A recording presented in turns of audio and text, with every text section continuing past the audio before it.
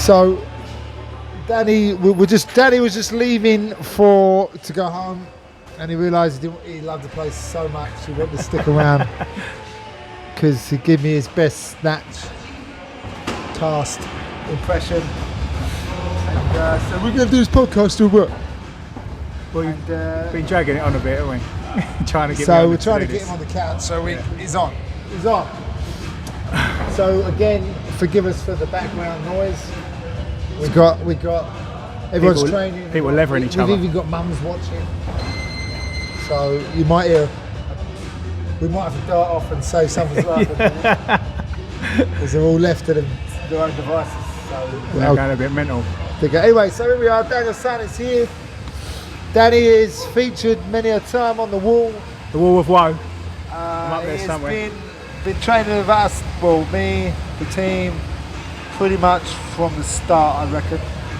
Yeah, I was at the Scout Hut and back in the South Oxford days. Yeah. Starting off in Slough. Remember, you was doing a night in Slough. Yeah, come up to Slough, and then from there. All right, so let's before that, because we all know you've got a bit of previous. A little bit. Let us know what, why, and when the martial art started. So properly started when I was born in Peckham, North Peckham Estate, bit of a boy. And when I was about 4, my mum met up with a fella called George. And George apparently, I never saw him to go to a class, but apparently was a black belt in Kushikai. Kushikai karate. And the house was just full of martial arts gear. I mean, there was nunchucks and sais and tonfas and just throwing stars. The house was just dangerous. And I mean, I thought that mixed martial arts kind of started in the house because he used to get people round, we'd move all the furniture out of the living room, and then I'd be sitting on the stairs like a little kid just watching blokes lever each other in the living room. This is what they did, and this is my first intake on, wow, this is how it's meant to be. And so he got me into putting the gear on. How old was you at this time? About 4 or 5 years old. 4 or 5 years old. Young. I just put a picture on Facebook, me standing there in my first gi, all proud. Anyway, so I was with him for a couple of years, and then and like I said, it was just karate and martial arts, everything. Used to get the bloke come round with a suitcase and the videos, and we'd be watching like the old ninja movies and kung fu movies, and it was crazy. And then we moved away from him, moved down to Lewisham. As a kid, I'm sort of similar age to you, but as a kid there was like an abundance of martial art movies. You had ninja. Yeah, there was loads. Like you had kung fu movies. Then you had the ninja movies. I forget that guy's name, but he was the only Japanese guy. Was like in every movie. The Last Ninja. Like in Black Eagle. Yeah. And it's all the ninja Black movies. Eagle was the first time you see Jean-Claude Van Damme do the oil drums. He was in doing the splits. All the ninja movies, that fella. Yeah, I can't think of his name. Yeah. But yeah, so he was. So, just it was there. It was like embedded. This is the way. This is how it should be. So, moved away from him. Mum, they split up. Moved to Lewisham, and then I was a little, because of the kind of upbringing, I was a little terror. I was a bit of a toe rag. I was a bit of a toe rag. I was naughty, very, very naughty. So they were like, right, get him into a karate school in South London, in Lewisham, and I went and trained with a guy where this is where we got a similar little part. The paths are similar.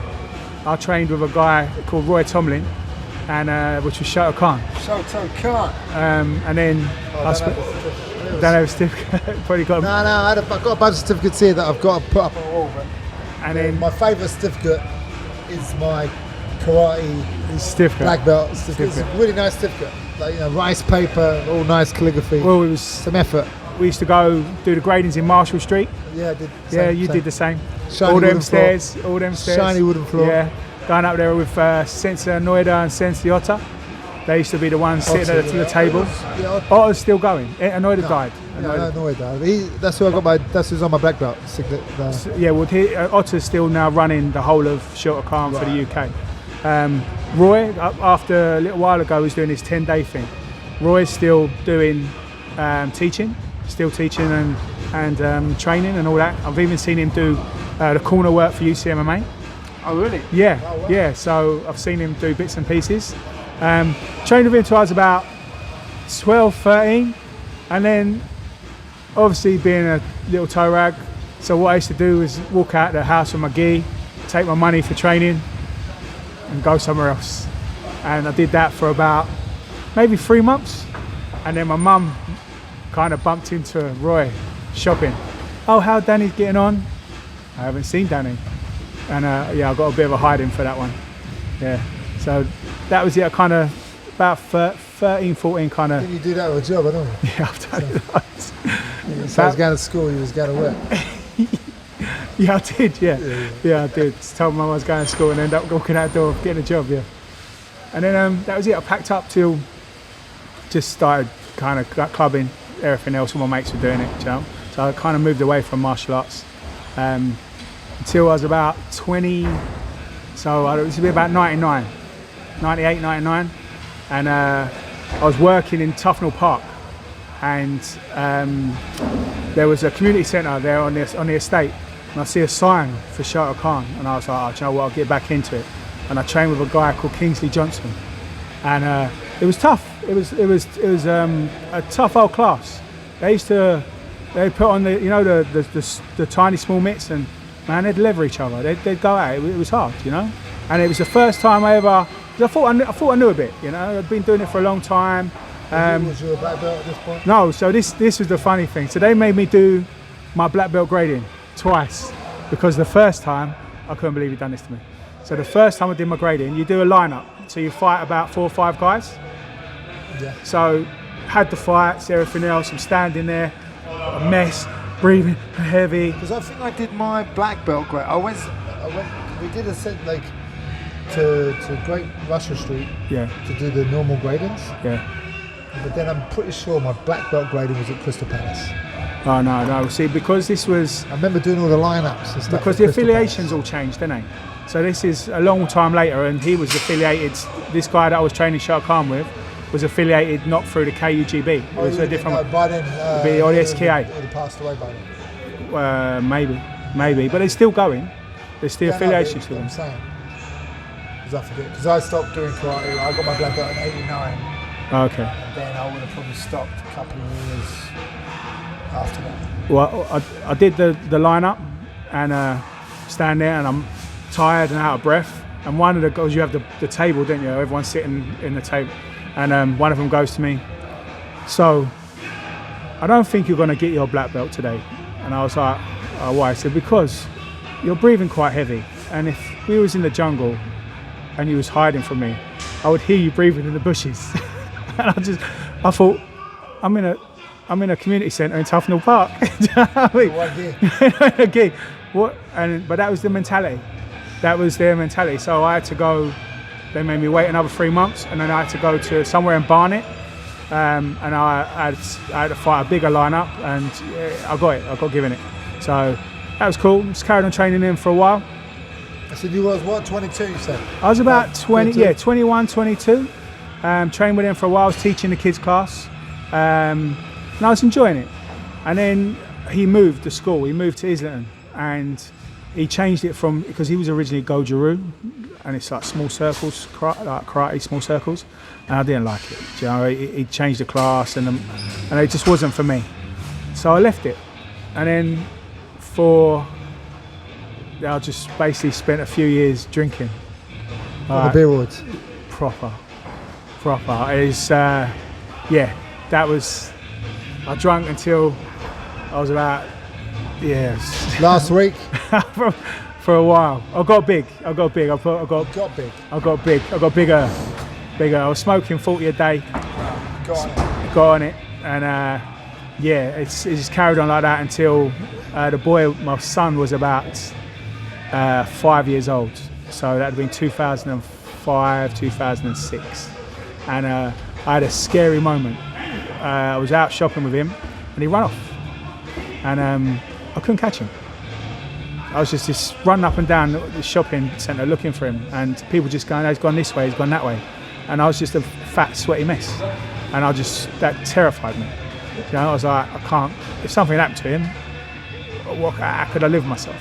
So I was like, right, I'm going to get back into it, and found another karate class near me. I was living in Harefield now, and found a girl called Eric Peach, and he was running quite a few schools in West London, and I trained with him for a while, and it was the most boring. It was just so boring. It was just all like middle-aged men and women, and it was just all standing in lines, and no one was kicking the crap out of each other, or you know. And I was like, I just got bored. So MMA was getting bigger. You know, I had a little hunt around, and then found Mark Chen, who was training in Rayners Lane, wasn't it? Rayners Lane? Right, I think it's still going. Rayners Lane. Under the chicken shop. Martial Arts Centre, I guess it's called. I don't know. It's called Martial Arts Centre. It was a horrible place. A smelly basement. It had a bit of a whiff, didn't it? Had a bit of a whiff and a chicken drip. Dude, I've seen that. We saw that place flooded once, and the mats were kind of swimming. What would happen? Like you're saying that when we did karate, or you did karate, we used to go to a similar place. It might have been around a similar time. We would have gone there and back and forth. Like you'd have been there, I'd have been there. Yeah. But also this place, this Rayners Lane place. Yeah. I would train there. Oh man, like what? 90? No, hang on. Maybe I first went there. Maybe it must have been like 2001, maybe 2000, 2002, around this kind of time, maybe. Yeah. Maybe. Yeah, I was a little after that. Yeah, so I would then, because Steve was there, Steve Dempsey, and he just ran the class once a week. Okay. He couldn't do it. He was too busy with work and stuff to commit to training more times a week. And what would happen is I would be doing my personal training stuff, and I'd have my gym in my house, and the guys would go, let's do a Monday at yours. All right, we'll do Monday there, we'll do Wednesday here, perfect. Yeah. Then I would train jiu-jitsu Tuesdays, Thursdays, Sundays. So this is how the timetable started to come about, right?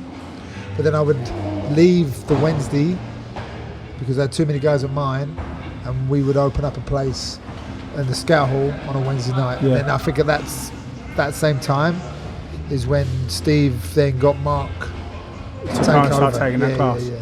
So I found Mark, went down, and I was, dude, what was I, like 130 kilo? I was heavy, and I was a big guy. I thought I was all the business. You know what I mean? Been doing karate for a while and been about, and thought I was a roughy toughy fella. And walked in, and Mark, what is he? He's little. He's little, and he got hold of me and threw me out. He thought maybe bantam. Yeah, he's still light now. Yeah, he's little. Still. And he got hold of me, and I didn't know what was going on. Just put me in knots, and I was just in awe of it. You know, I was like, this is amazing. How can this little guy just throw me around and do these things to me? And that was it. Got kind of hooked, and then trained with Mark for a while, and then we had Hayden there, Denniston, Max was there. Who else was there? Jamie Peach, John Gooden. You know, he was training down there, and we had this little team. And Luke. but we used to, Luke D'Amido, but it was only a couple times a week. So we used to have to travel around. So I used to go to London shoot for wrestling. I used to go to the first ever jiu-jitsu class I ever tried was with Louis Tosta.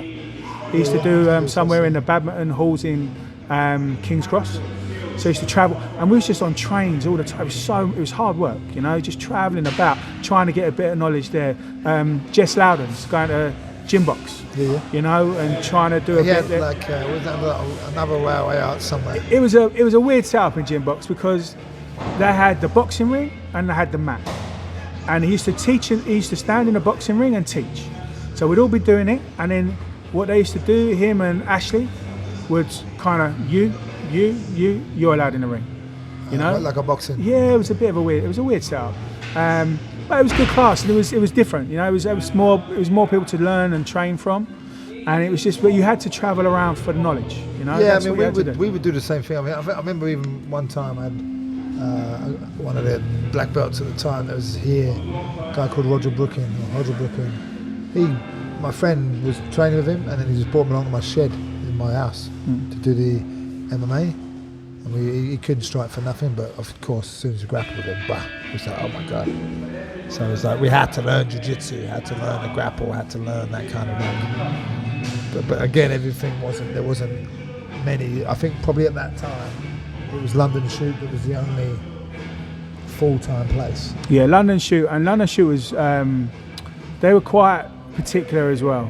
They were funny down there because obviously they opened it up for classes, but it got to the point when Max started getting when Denison started getting a bit better, you know, and he fought a few times, they started putting it on us, look, you either, especially him, you either train with us or you can't come back, because there's a chance, because the amateur level was getting up, there was loads of amateur stuff, and there was a good chance you're going to bump into them on the mats. Yeah. So it got quite clicky, you know, that's it now, you can't. So we kind of burnt our bridges there, because we had our own little team, Yeah. and that's what we wanted. And then that kept going for a couple of years, you know, we did some amateur bits and pieces. Max was starting to get better and fighting pro. He went and fought Neil Groves and some crazy shows, man, some dangerous things happening, Yeah. you know. And then Mark he's quite he's doing PhD, yeah. So he had a lot going on. He finished that, and then Yeah. he's going to move. He had to move, and he had a lot on. So we got to the point where I think Ahsoka, it's all Ahsoka's fault, you know. Ahsoka was training with you, and he'd come and train with us, and he was kind of floating in between. And he suggested, look, we're doing a Monday night or Thursday nights in Slough. And we went up and did a few, and was like, you know what, you was teaching, class was sound, you know what I mean, we all loved it, it was a good vibe.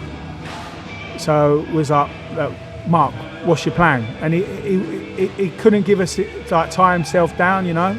He couldn't say, I'm going to stay and we're going to be a team. And he had to, obviously he's got his career, so it just kind of died a death. And then that was it. We all come over and started training. It Mondays and Thursdays in Slough? We did. And then the Scout Hut was Monday. I forget Monday and Saturday. Yeah, it was Saturday mornings. That was it. Saturday mornings. Yeah, it was. And then it just kind of stayed, and then we just didn't float around no more, and we all kind of started training with you. Yeah, and then like we would be in the Scout Hall for a while. Because I think I had when I first went to the Scout Hall, I could only really afford the thin mat. Yeah, the thin blue mats, like the 20 mil jigsaw mat. Yeah, borrowed the money off my parents. Yeah. Paid them back. But now, like we needed to train a bit better. Like can't really take each other down. And yeah, it was for kids and stuff, but for the adults we needed. So I probably borrowed another $4.5 grand off my mum and dad, and then got those mats. And then I think I needed a few more, and we added some on. And we were bouncing around in that place, man. I remember going into the walls. It was a bit naughty. It was terrible. It was terrible. Man, there was a lot of blood and snot. Yeah, a bit bad. And then I think what it was is you guys would be fighting a bit better now. Like you'd be starting to get on the bigger shows. Yeah.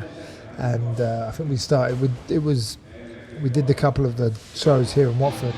And then like Sunil, who I still need to get on the couch. Thursday, you need to get him on a Thursday. Wednesday. Oh, Wednesday night warrior. Same idea. So he would say to me, Dave, you need to get a full-time place. Everyone else is getting full-time places. The guys need to train every day and proper. And to be fair, I was kind of sick of picking mats up and putting them down. Yeah, we did it a lot. So he found the warehouse in Harrow, and we were going, all right, let's shove the mats down in there, and then off we went. It was good. Harrow was good. 3.5 years we were there. Dude, it was good for us as a team, and the training, and it was small, and the heat. That was the best heater I've ever trained under. We'd get that place like up to what is it? You had to get up the ladder a couple of times. Yeah, and show me the. Had to reset. First day, give me a little training in the art of plumbing. Sucking your head, lips. Yeah. Well, that gas heater, that did a lot of work. I remember asking him, what did you do when you got... don't worry about it, just it works. I just walked up the ladder. But yeah, we had some good times in Harrow. But it would test my merit. Well, it was and good. our It was merit good as for really us, as a but team, wasn't it? Really, because every month I'd come in and go, guys, I think I have to shut. Yeah, there was And no money. but I'm like, I'm crushing this. I even remember, I always also remember, even when I was away in California, and I was walking back.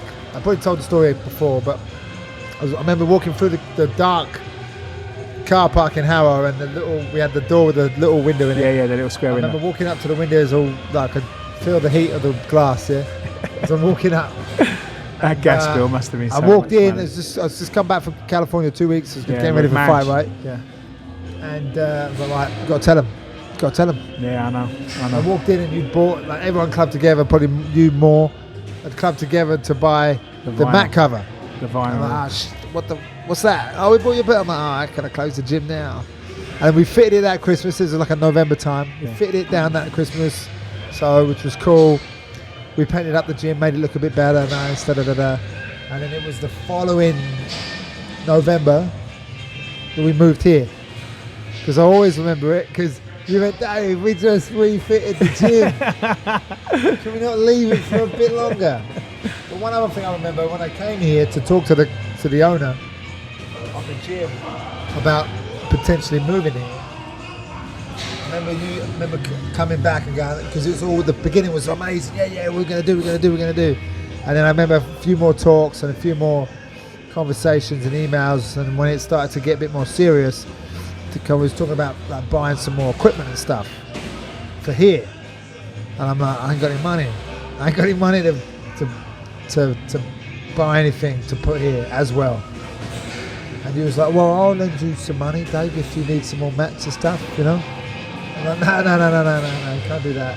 And then luckily, I brokered the deal of just moving everything here. I think people don't realise how hard it is to this is a job that you do for love, and it's a career. Well, I said to Zay you know what I on mean? the last podcast that sometimes you need to have a passion.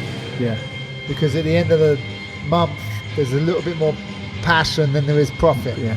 And it's 100%. only really, like I've said to him, I said, there's only really the last sort of 3, 4 years, 5 years that I've made any money because it's one thing making a little bit of money and like, you know, feeding yourself, but trying to progress, because I'm always about trying to progress. Well, I've always talked about, you know, I've always been worried about how like we watched it because you're a businessman. You run your own business. But we watched it in the 80s, like towards the end of the night, how just karate went crazy. Like when all the films and everything else was coming out, Jean-Claude Van Damme and Dragon, and it all went karate crazy. But then it gets thinned out, you know, and the level.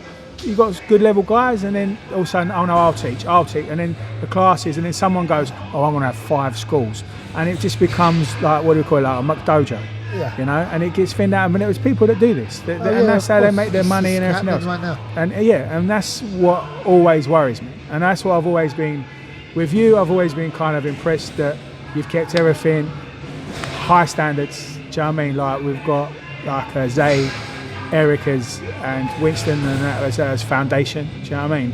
And we're not nicking bits from everywhere else, you know, it's always been the solid foundation as this team, and that's what I think's cool, do you know what I mean?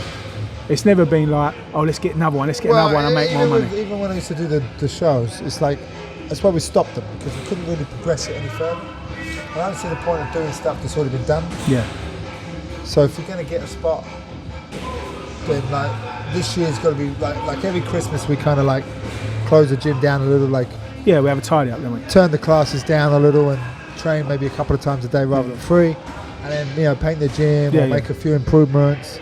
And I think that every year there's going to be, like, even when we first moved here, just had a mat, then we had a mat in the cage, and then we had the mat and cage in the ring.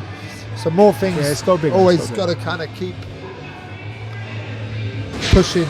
The gym's got to be like super pristine before you see me bowling about in a brand new Mercedes or there's always BMW fund. There's always, we just had this. We're always, and it's little bits at a time when it can be afforded.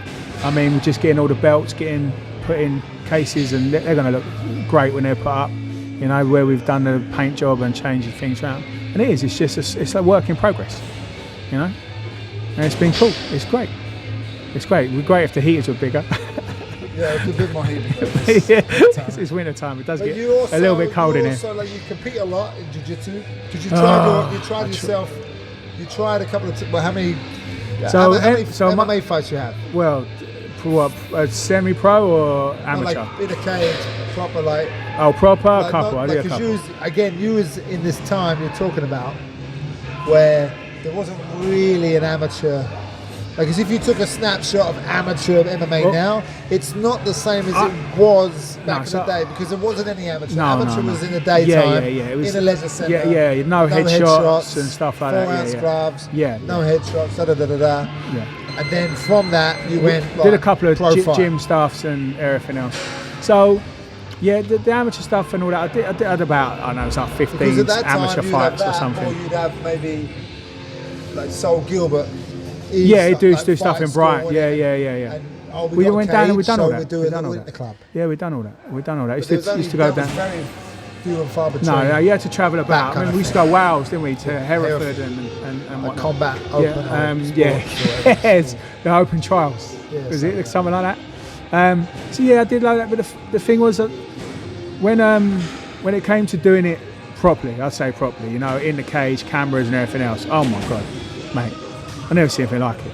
It weren't a fight. I just went, what am I doing? It was more to do with why am I got my top off in front of all these people? It was like, I remember it was as well, ridiculous. Been in the car, I picked you up with maybe a Slough or somewhere. Yeah. And I remember you saying, I want to get myself down. Get yourself down about 110. We nearly crashed. I think I even might have swerved on the other side of the road. Screaming. Like, I remember that. What? Yeah, 110. Get down. I said, what do you weigh now? It's heavy, man. I made a lead. And then you did you have a little break? So I lost. So I broke my arm. We got you down. Yeah, I fought it light heavy. But the first fight we got you down to 100. I was about 105. So the first fight you did, we got you down to 100 kilo, didn't we? That was and funny. then the second fight you got down to 93 kilo, right? Yeah. And then because I worked so hard to make that weight. Like I killed myself to make that weight, and I did such a shit job that I was like, I'm done. You know, I can't. I put my heart and soul into it. Shit job and what? Well, the fight, yeah. And I was like, I'm done. This obviously ain't for me.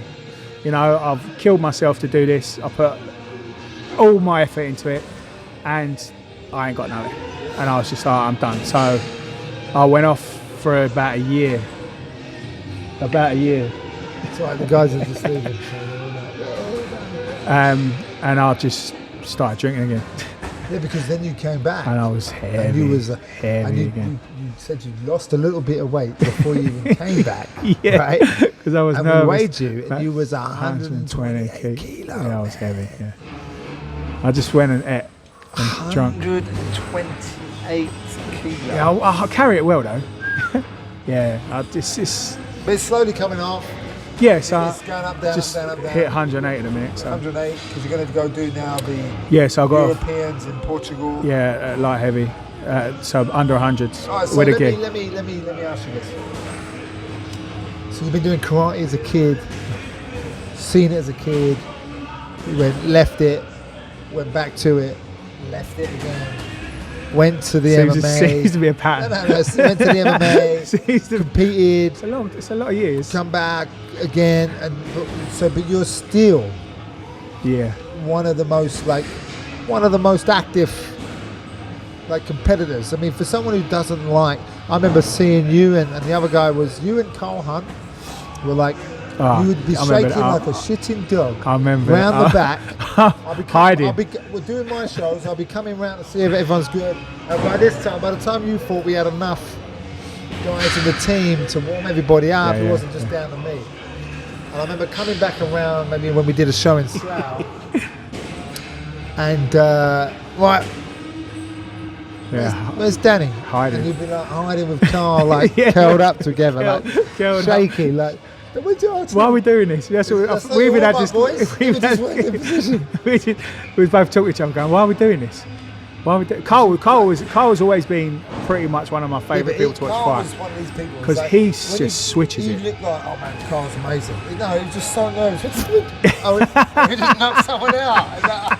I thought he was brilliant. That was how it worked with him. And then Birmingham knocked the guy out. Oh, cheers. He was great to watch. He was great to But that's watch. what I'm saying. For someone who's, and I remember as well, I think it must have been not that long ago, a while ago, we pulled up to come and see you guys and help corner like a jiu-jitsu tournament. I think it might have been Oxford. You know? I think it might have been Oxford. Oxford, I think the And first we fight was pulled terrible. up, and you didn't even notice, but we pulled up and parked next to you, and you're sitting there like I know you was breathing in a bag, like brown bag. I don't know. I've done that. I did that at Cleos as well. I sat outside Cleos. Sat there, like, what are you doing? You're like, Yeah, gotta go I in. just got here. Like, yeah, but your car's really cold, man. What's going on?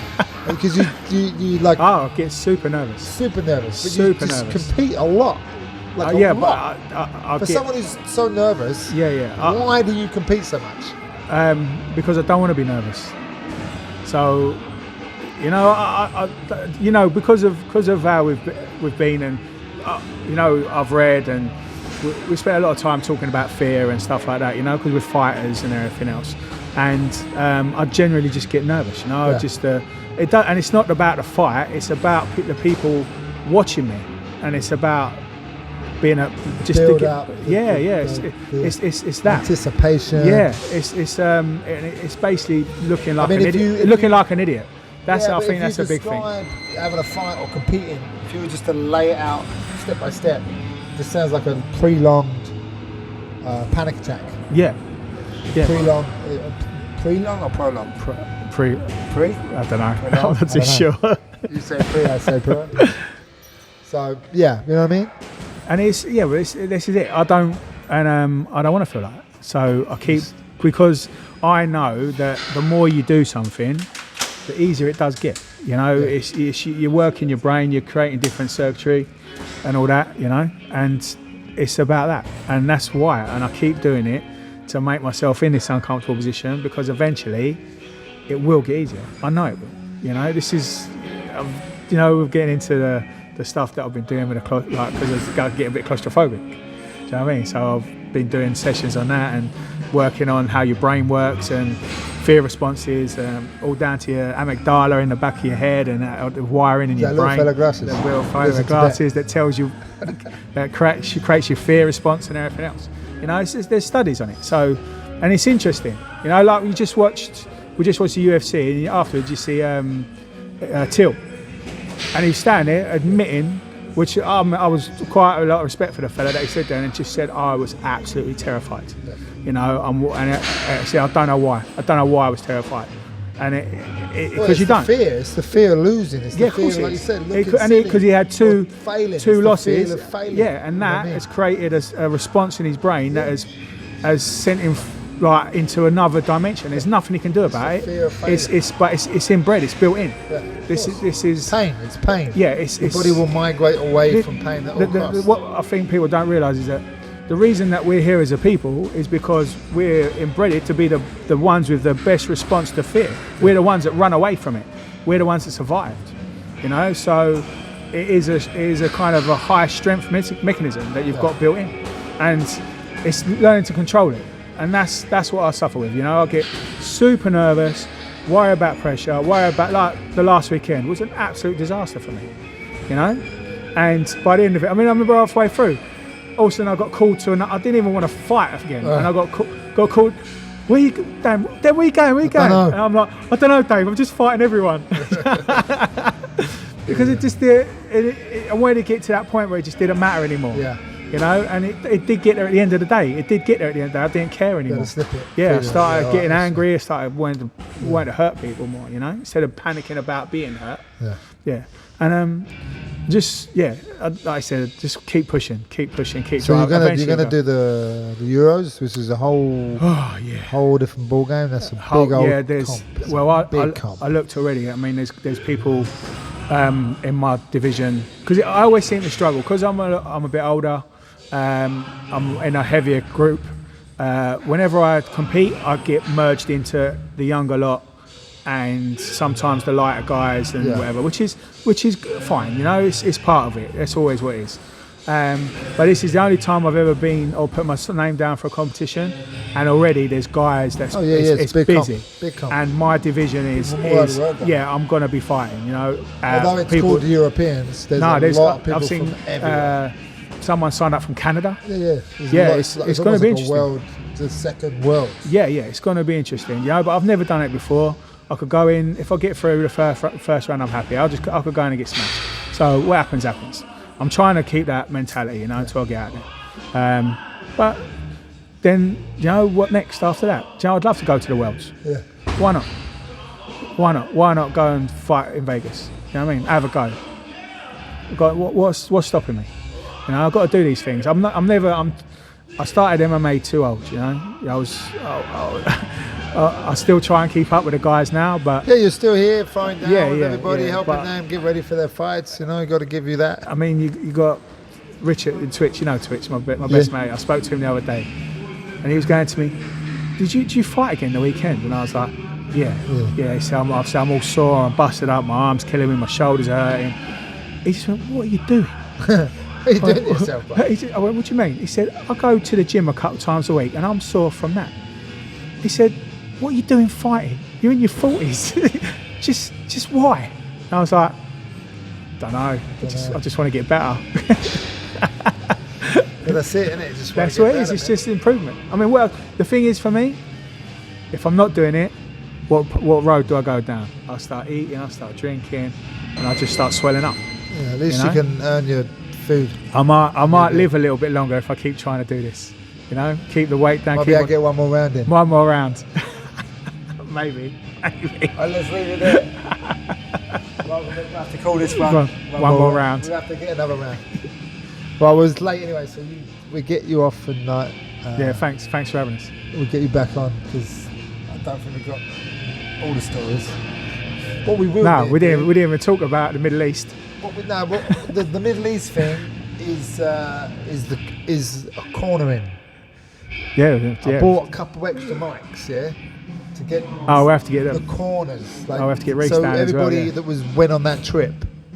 Well, when we went to like Bahrain, for instance, get you, Reese, Kelvin, Charlie, get all 5 of us or 4 of us here, chatting about what went down when we was out there and how we got, like getting on the plane out there, Abu Dhabi, Jordan when we went, all those big tournaments, even like some of the, even like when we've done Bellator in Wembley and that. Well, this is the thing, the progression of where we've gone and now travelling to other countries, and you've been to India, haven't you? You know? Yeah, if you didn't know. If you didn't know. You know, twice, that's not even, this month so alone, much more. in November of 2019, we had scheduled fights for India, Bahrain, England, the Wembley. Where else? No, Saudi Arabia now, isn't it? No, that's December maybe. Oh, is it December? But we've had, you know what I mean, these fights scheduled, and that's just in 1 month. Yeah, it's been whether they fall away turnaround, or they stay. But at the present time of this recording, we got lined up Bahrain, Wembley, Hyderabad, India, maybe Saudi Arabia at the end of the year. So. It's moved on so much. It's a lot of. It's moved on from church halls. Yeah, but the only reason for that, for me, is because those fights are out there. So why not have our guys do it and get paid a better rate than they would if you were still trying to like. I mean, the money's a bit better here in the UK now, but it still relies. The thing is, it's stuff experience like as well. Just going and travelling and fighting proper. abroad. Yes, for the fighter, it's proper. They get picked up. It's a different different atmosphere. Yeah, it's a amazing. real different atmosphere. Yeah. You know, I mean, we had like Sam on his second pro fight international. It's amazing. I mean, and he's done amazing. That's what I'm saying. We try and always be better. make things better. You know, one more round. You know, much better, much better. You know, you trying to get a longer life. Yeah, you know? yeah. You know, me, I try like to just the opportunity that the martial art has to be given back. The same way, like if, you know, like I have to give thanks to like you said, like for Winston, for Eric, for Zay, because they're teaching to me their knowledge amongst other people, but those three mainly has made it possible for me to make a living and continue to help other people. Yeah, it's all getting passed down the line. It has to be. So it should be. It all gets passed down. Can't be just greedy, otherwise it doesn't work. No. So that's the progression. So, and it needs like it's not an individual sport. You need people to help, whether that's just as someone to buy a ticket and show support, someone to help corner, someone to, you know, do an extra round with, you know, like get a sweat on. Everybody has their place, you know. But yeah, progression. One more round. So thank you very much, Danny. Good. We'll see you back on the corner. Yeah, we'll have to do the corner, the travelling. Corner couch. The Middle East one. That's Definitely. Thank you. Good.